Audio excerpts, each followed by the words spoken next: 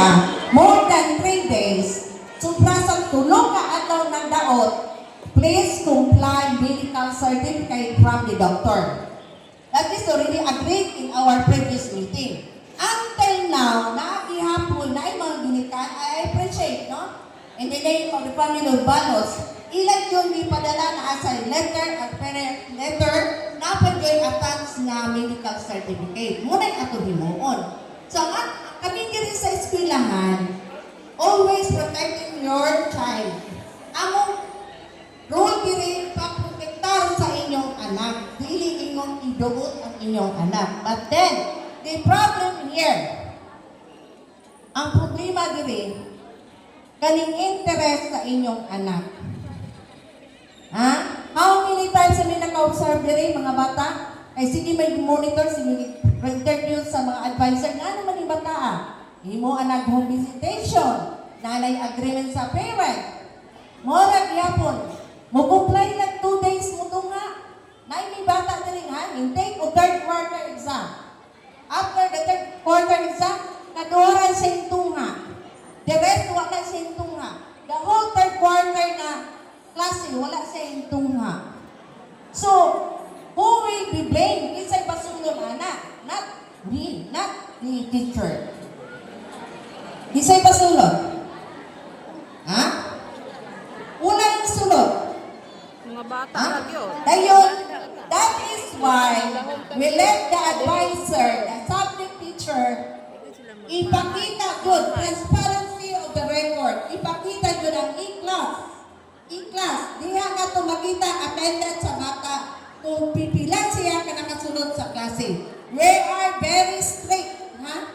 For the attendance. Why? Diri na po ta, liko na po ta sa laing problema. Absenteeism, cutting of classes. Ha? Okay. Ako na ning report sa DSWD personal kapon sa taga-province. No? Gi-interview ko nila. Unsay problema sa bata? Una, walay interest pagsulod. Una. Member na sa purpose, ha? Wala yun. Walay interest mo sulod. Ikaduha, dili siya mo, kung walay interest, dili yun mo comply. Okay. Bisan pa tagaan ang home visitation na apay agreement sa parents, wala gapoy epekto. Ikaduha, ay katulo, using gadgets. No? I explained to the personnel of DSWD yesterday nga using gadgets, pwede sila makatulog sa dili online. Kanang gaming nila. No? So, ang ilang focus karon naa sa ilang cellphone, naa silang gadgets. So, mga na nag-ingo nga, mag-research, tanawa, so let's observe. Magkubong sa hapon. Mabunta na lang og dula, walay tulog. Pagabot diri kuyapan. How many times nga maulaw na lang ni anang taga DRRM to request to pitch your pagdala, pagkuha sa iyong anak diri. Danon sa RHO kay manipong man yun, magtuay-tuay man yun, kasi makuyawan. No? O di ba ito ba? Drama? O sa to?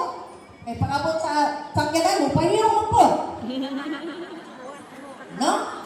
So at least, ginikanan, ako ginikanan man po ko, we will cooperate. No? Check atong anak na mahaw ba? Check atong anak na tulog ang tarong? No? Check ba atong anak ng school uniform ba? Kaya kami diri, mag-check man dun me. Nalatay school guard. No? Pasalamat na sa atong alang mayor, may katagaan tayong school guard. No? So maminimal ang mas bahas sa mga kabataan paggawas sunod, especially ka ng mga outsiders, no? Mga hadlok na ni. So, kana mo'y nakita na mo, no? Pasensya lang yun, nga muna akong gisumbong sa DSWD, kaya nakita mo yun sila kaso, no? For the higher level, nga nung pumundan siya, di na siya mismila, sige siya kikabuhi, kay early pregnancy po. No. Naalangan ato ng buhok niya, nga naburos naman na. So ato na lang daw ato, buklan na lang sa tumpanan, bilang binikanan. So yun na anak.